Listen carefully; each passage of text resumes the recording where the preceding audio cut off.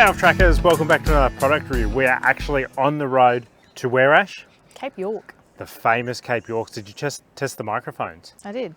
Did you actually? Yeah. So they're working? Yeah. Or are you just using the bar thing and hoping? No, I'm organised. But yeah, we're on the way to Cape York, and I've actually been asked this over the last couple of years a hell of a lot. People really wanted to see a walkthrough of our setup to see what we're running, and I thought no better time than on the way to Cape York to actually show. We're not going to bring anything that we're not going to use, are we, Ash? No, waste of space. Yep, waste of space. So this is 100% full honesty of what we use on a trip to somewhere like Cape York. So it'll just be a quick overview. Otherwise it'll go for like 2.5 hours if I did a product review of each one. But we will be picking stuff out along the road and doing product reviews, won't we, Ash? Yep. So should we start with the biggie first? Which is? This big thing that's on top of the car? Sure. So those that are on Instagram would know that I picked this up from Scott Beach to Bush to take it up and do some R&D and testing on it and give my honest thoughts on it. And at the moment, we're loving it, aren't we? We are. So we are taking the van obviously some of the way. We plan on dropping that off at Lion's Den, as we have no faith in this, unfortunately, that it will survive the PDR. We think it'll come back absolutely busted. So that'll stay at the Lion's Den, and we're going up in the rooftop tent the rest of the way, so 8 days. 8 days we'll be living out of the car, which is why we added on an MW canopy. Great product, looks to be built really good, but yeah, unfortunately customer service, not so good. Again, those that follow on Instagram would have seen me almost having a mental breakdown over it. So yeah, I can't recommend the MW, unfortunately, because the customer service just isn't there, but the rooftop tent is superb, super light. There will be a full review on it, 59 kilos. And as you can see, the roof is soft, it's not a hard lid, which actually means that during the day you can get in there and it's not hot as hell. It is nice and cold. And same with when you first open up a camp, obviously the part that hits the sun is this bit. So that's hot, but your tent's not hot. Versus with a normal hard shell, you've got that heat just radiating in on the tent when you're in it, and it's just, yeah, shocking time. Versus this is really, really good. We're also, as you guys can see, it'll actually form a shower tent. And Ash, if you come through, are you going to be able to hop over that? How? So we've put eyelets in, and we'll be able to clip up a shower wall and a shower wall on this one, and then just have our shower suspended from the roof, and this will turn into a shower tent. So no need to actually put a shower tent on. So I really love that as well. We'll continue on while we're here. We'll go into the canopy. So I'm probably going to cop it in the comments for this, but we've gone King's, what's that, a 30 litre chest fridge. We'll do -20, I think it is in the specs. Again, I'll do a review on it, and it seems to be working fine. Cost us like 150 bucks, and that's why we got it. And those that are sitting there on cheap King's crap, well, I've run the good stuff, and the good stuff, besides chest fridges, I haven't been able to get an upright to work in any of the premium brands. So we just went stuff it for 150 bucks, we'll buy it. If it breaks sometime after the trip, all it needs to do is get us through the trip. If it breaks after that, I'll take it back, and King's has actually been really good to me with returns. If it keeps chugging on, well, then we keep it. So that'll be our freezer for Cape York. Not a drinks fridge, is it, Ash? We don't have a drinks fridge. No, we don't. Proper freezer. Yeah, proper freezer.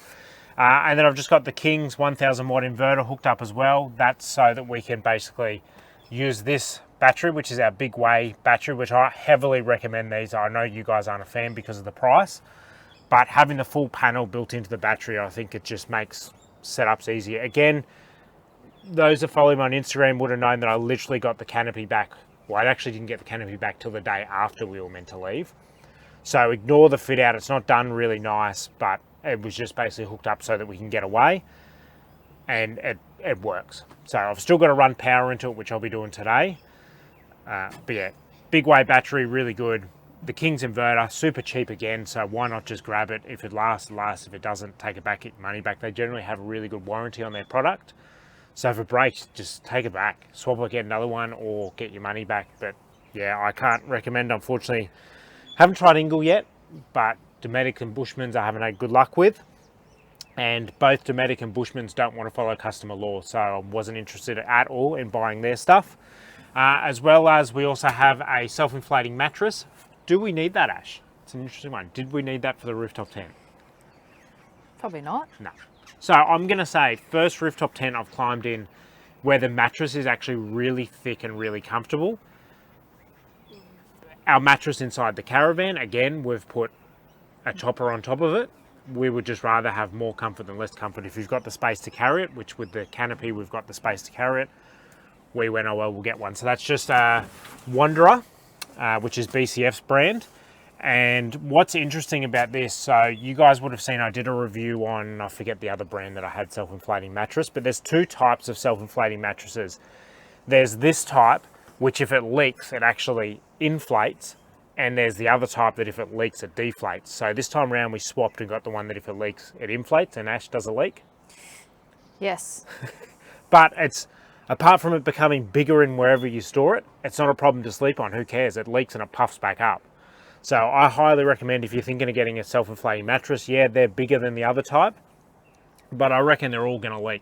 They're all going to have problems leaking. I'd rather one leak and self-inflate than deflate. We will go into our first under tray box in here. We've just got some ratchet straps and Oki straps in case something goes wrong.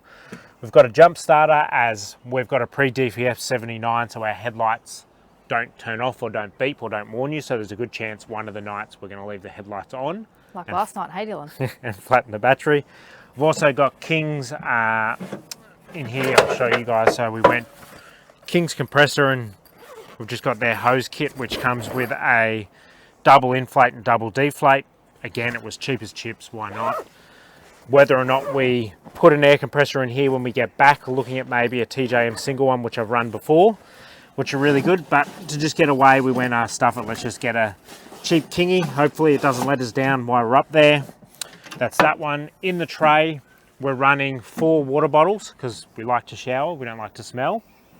So I've got 4 25 litre water drums, which is what, 100 litres of water, and then we can fill that up along the track. Hopefully there'll be, well, up there actually is a fair few freshwater creeks.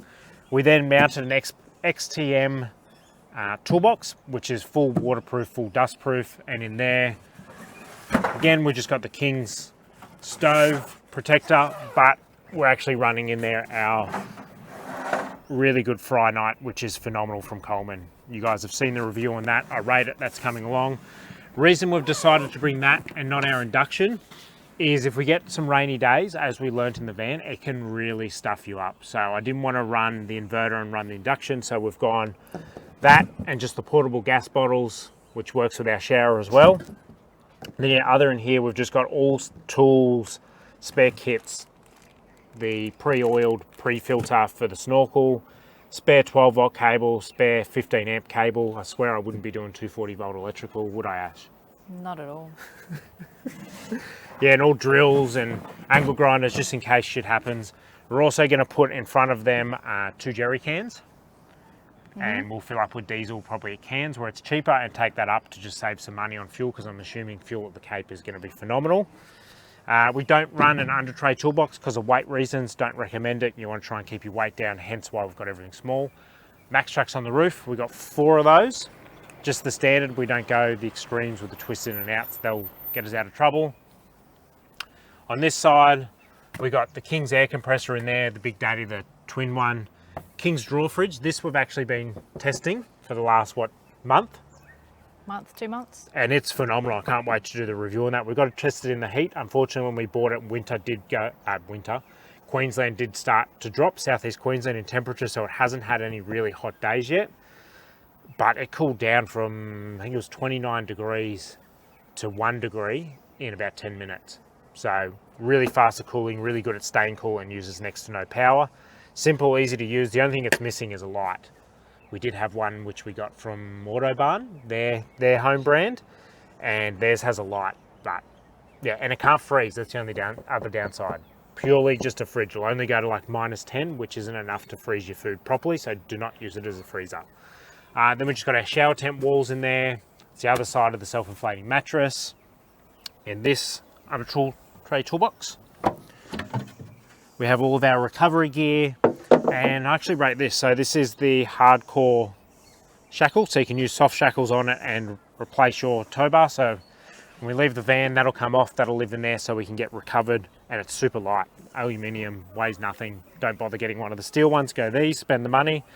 And then all soft shackles. There's soft shackles, snatch strap. Nothing there is actually dangerous. As you guys know, I'm pretty big on, if you're going to do recovery, do it the safest way. So all soft shackles. Then we got the Darcy awning. We still haven't swapped it yet. When Scott gets in his 180 awnings, that'll be coming off, and we'll be running the beach to bush, because yeah, you guys saw the review on this. It is not a freestanding awning. So it isn't a bad product. It's just definitely not a freestanding awning. So can't recommend it. We fully did up all of our seats. So they've all been done by Carmen's Auto Trimmers down at Slacks Creek. And the upside is he lets you change as much as you want. He's full custom. You can change the design of them. You can make them taller, narrower. You can make them wider, closer in. So to suit your body shape, he's really good. They also have adjustable lumbar, which is here. So adjustable lumbar, and he actually gives it to you on both front seats, not just one. We then put in the Departments of Interior full console, which looks absolutely mint. But the really handy thing is they actually give you USB ports on both sides. So Ash and I can both have our phones charging, and now we charge our phones off the car rather than the Caravan. The big one in the middle, what's that, Ash? Scan gauge. So that's been a game changer, hasn't it? Mm-hmm. So it really helps you basically use less fuel, and you can really monitor your car and make sure you're not pushing it too hard. So going up hills, we learned that we were basically really pushing the car by accelerating too much and not changing down gears. So now we've changed our driving style just to keep the pressure off the engine. Up on the top, we went with Oricom for the tyre gauges. They've worked perfectly fine. They're really good. It just sits there, it doesn't move around.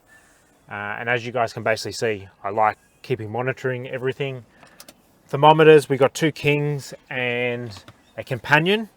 The Kings is way better and cheaper. So the Kings will actually give you a 24-hour reading of the lowest and the highest. So that's really handy for if you're using it as a freezer and you can see it might have actually went out overnight, and then your food's defrosted and refrozen, which then will give you food poisoning. So really handy to know. Same with your fridge. If you've got it in your fridge, you can see if it went up to dangerous temperatures and all your food needs to be thrown out. So definitely recommend the fridge thermometers by Kings. Much better than all the other brands. I think Ingle makes the exact same thermometer from probably the exact same manufacturer, yet theirs is like $20 more expensive. So save yourself some money, go to Kings. We did all the door cards as well. Did we do anything else in there, Ash? Got the pillar pods to manage boost and EGRs. I would recommend doing that if you're going to be doing any tough trips. Nothing else on the car. We'll go across, you go that way, I'll go this way. We'll do the table.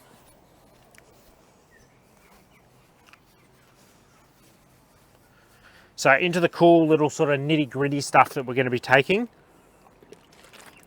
Have some water. So we got the beach to bush chairs, 1 each.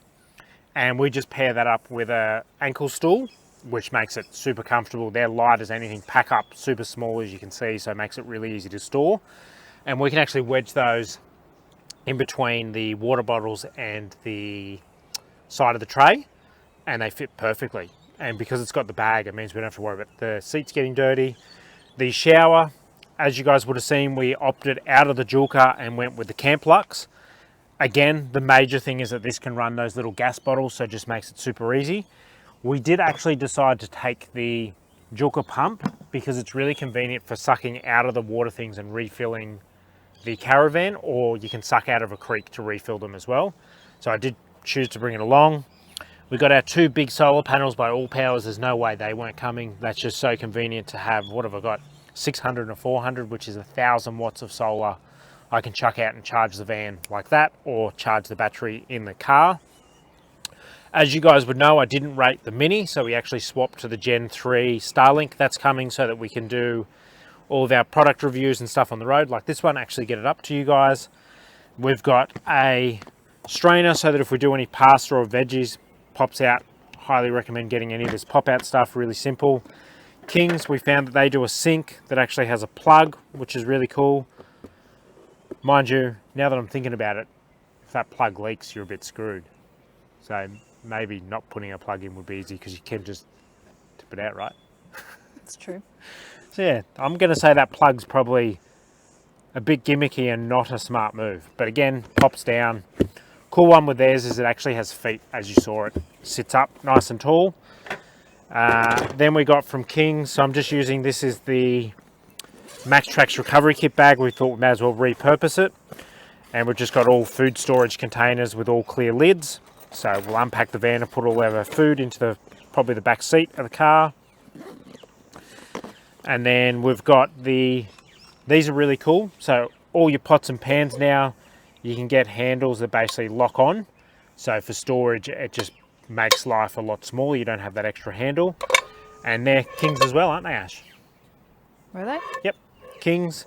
And then under there, if anybody's wondering this, Mama G from Gibbo's Road Tripping sent us this, which is a cool little product they make for actually putting, if you have like soups or something hot, you can put a bowl in it and not burn your hands. But I said to her, for me, it works perfectly for stopping this pot scratching each other.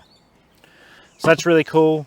We've got, I highly recommend everybody carry one of these. It could save your ass. So it's an AC DC charger by Kickass. They now do a bigger one. This one's 22 amp. I think they do a 32 amp. Get yourself that one, and it just basically means if you're anywhere near power, you can plug it in, hook it onto your battery through either Anderson or alligator clips and charge your battery up. So I carry that everywhere as it's just a really good safety in case you run out of power. You can just quickly book in somewhere and get power in. We've got the bigger MPPT for the massive solar panel for the 600 watt. And then I've got the Enerdrive unit, which will be living inside the canopy to get the DC-DC charger in and also give me a second port to run the other panel for solar. Again, I use that just as portable moving around. Is that everything? Comms, we're probably going to cop it for this, but we really rate using handheld radios. So they come with generally a pair. Ash can have one, I can have one, whoever's out of the car. So for spotting, it's really good. For reversing the caravan, it's really good. But the major thing it's convenient for is when you're on the road, if you have a really good UHF that picks up reception from really far away, yeah, not really convenient when you're driving and you want to have it on like channel 40 to hear what's going on and you're picking stuff up 100 kilometers down the road, versus this will pick up generally 5 kilometers down the road. So you only hear things that are immediately in front of you and you just don't have that annoying trucky chatter all day long that you end up turning your UHF off because you just got constant, it's pretty much like abuse, isn't it? Some of the stuff they say on there. What, you're saying I'm chatting too much? Well, you can tell them that. You can say, shut up. Okay, shut up. Move on. And I think the last thing, is this the last thing to talk about? Oh, we'll show you through the tunnel boots. But yeah, this is really handy. So you can pick these up from Bunnings. We actually found it on a... Dylan stole it. Council's fault for leaving it there. So we found it on a council tap near Beach to Bush's shop. And I went, I'll take that. So what it is, most of your council taps don't have the end to undo it. And it'll have all different sort of styles of ends that you need to put in to turn the tap on or off. If you get yourself one of these, which Bunnings do sell them, you can then turn on council taps and get water. Pretty sure it's illegal, but fuck them, we pay, stuff them. We pay council rates and we pay the government all the money, so we should be able to take the water. Quickly in the tunnel boots, got induction cooktop for the van, 21 captains I've got in every single boot. That just really helps. We've got our Flames fire pit, which will probably actually come with us to the Cape so that we can have fires if we're allowed them. Then we just got some snorkels that we use for anywhere we go snorkeling. All of our straps and ratchet stuff and pegs. Pegs are just from Bunnings so that we can peg down the awnings. In that tunnel boot, Ash, what have we got? Well, in the toolbox. I have no idea. So this is just all of our sort of random bits and pieces. We got crap. Random crap. We got spare lights, level. We got another spare DC-DC charger, hardcore one. So that's a DC-DC charger and MPPT. These are really cool. We got these from RoadTech Marine. So they're just blocks and you can join them together, put them under your legs or under your jockey wheel. So I rate them. It means you don't have to lift your jockey wheel up as much. What else we got in there, Ash? Looks like you got some gum boots. The lock, so when we leave it, it's nice and safe. We don't run that all the time, do we? Well, it's in there, so we're clearly We haven't even opened it. Yeah, we'll only actually put that on when we leave the van. And this is a big one. I recommend everybody gets one of these. What is it, Ash? A tool pro. So it's a torque wrench. So that way, before you do, and all throughout your trip, you should be checking the torque of every one of your tyres on your car and caravan, making sure they're done to the correct spec so that you don't break anything, and also so that you don't lose a tyre. The spare jerry cans, which we'll take to the Cape, 2 gas bottles, nothing sort of important there. We run 2 DC-DC chargers into the van, and that's because of how long the run is. You've either got to run 2 DC-DC chargers on massive cable. On this side, we've just got a spare lifetime battery, so that's a 200 amp hour, which we're taking again if we get a whole bunch of rainy days. That's fully charged, and I can charge it up through the AC charger, and then I can chuck the inverter on that, plug it into the mains, and then recharge up both of my batteries. We run the 200 amp hour plus lifetime batteries, and then we've got 2 Red Andersons in for solar. They both go to an MPPT each, and then we have a second Red Anderson in here, which is unregulated, and that means I can plug in, as you guys saw, I have 3 MPPTs that are portable, so I can plug in 3 separate panels into those and then basically multi-join it onto that and charge the batteries. Wheel chocks, we just got those from Temp World, nothing major. As you can see, again, on the leveling leg, I didn't have enough height, so those blocks came in really handy. And then on the back, we've just got, this is mainly, well, we do use it. So again, backup water, but this is to help us with our ball weight, because we struggled to get that ball weight down, so we counterbalance the van by putting weight on the back. So we just bought some road safe chassis brackets, which are nice and simple. As long as you've got the correct size, they just literally bolt on, nice and simple. And then we went the XTM bin bag, because it actually looks pretty cool, doesn't it? Mm-hmm. Carries a bin in it, so inside fully zipped, which is really handy, because somebody's didn't zip. I think it was Explore Life's doesn't zip. But yeah, it zips so that it's protected from the dust and rain. You fit a bin in there, and then you get all your spare storage as well on your sides and front, which was really convenient. They're not zipped, they're just Velcro, so they will fill up with, the sides are zipped, but it's already broken from brand new. What do you mean it's broken? Look, that's, I know. No, it's just, No, yeah, because it's split, it came apart. no, it hasn't. Is it? I know. Disregard, it works. So, zipped end folds over. So that's the only one that will fill with dust. So make sure if you put anything in there, you know it's going to get dusty. The black, it will fade. Unfortunately, black fades really quickly, so I don't expect that to last a long time. Again, water, and that's it. And then the leveling ramps. So we were going to go Boss leveling legs. I'm not sure if I actually mentioned that on a video. We were talking with them about doing it and doing some sort of deal, but they're just a lot of stuffing around. So you actually got to put on extensions onto each one already if you have an off-road van, and the extensions don't live on it permanently. They have to come on and off, and then you can only raise it, I can't remember the exact, but it's like, yeah, not very much, and you have to go around to each corner multiple times to then level the van. And I just went, nah, for the money, it's not worth it. We'll just use the leveling ramp. So we just use tread leveling ramps, which do the job. We've gotten pretty good at using those now. And other than that, there's not much else. The only thing we can sort of touch on is the dishwasher, which we added inside. Do we want to walk inside, or is it a bit filthy? No, we'll just use a overlay. Yeah, that. Okay, we'll chuck an overlay. It sounds like it's filthy inside. So yeah, dishwasher inside the van, and then we've got 2 Sirocco fans, and that's about it. Nothing else we've really done to the inside. Should we tell them what the van is?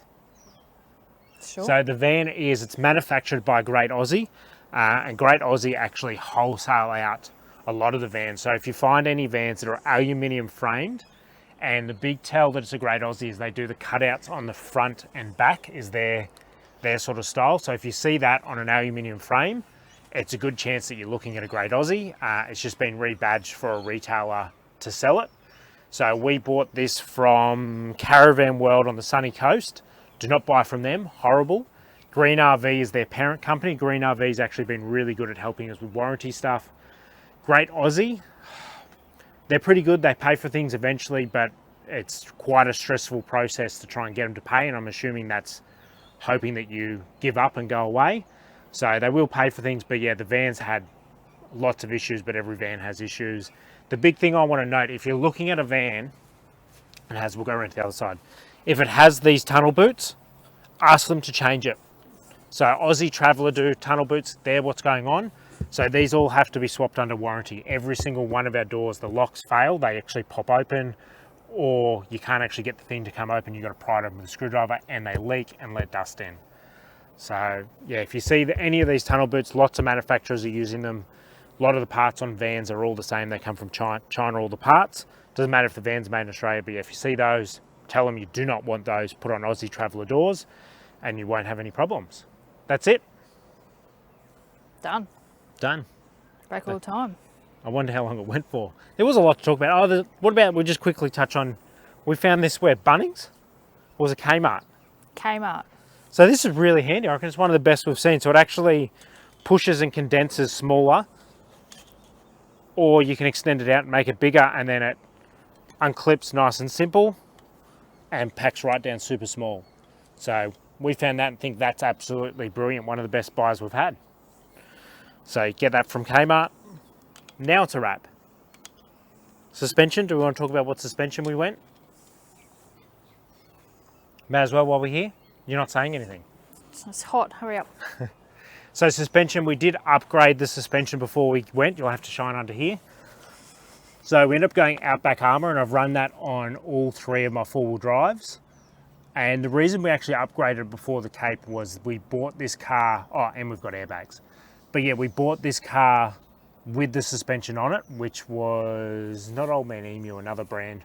So we had no idea how old the suspension was, and a lot of you don't know, but suspension actually doesn't last indefinitely. It needs to be reconditioned or replaced. So we basically were going up there with suspension that we didn't know how it would handle the corrugations, and it could have shit it out. So it was basically an easy way to get warranty on your car. So now if anything goes wrong with that suspension while we're on the PDR, they'll have to pay for the car to be towed and repaired, not us. So I just went, oh well, it cost us I think like $4,000 and gives us warranty on the suspension now that, as I said, if something goes wrong, it's on them, not on us. And I rate Outback Armour because they don't do adjustable, sorry, not adjustable, they are adjustable, they don't do remote res, which remote res for pretty much everybody in Australia is complete overkill. If you're doing the PDR every single day, if you're doing corrugations every day, yeah, you need remote res.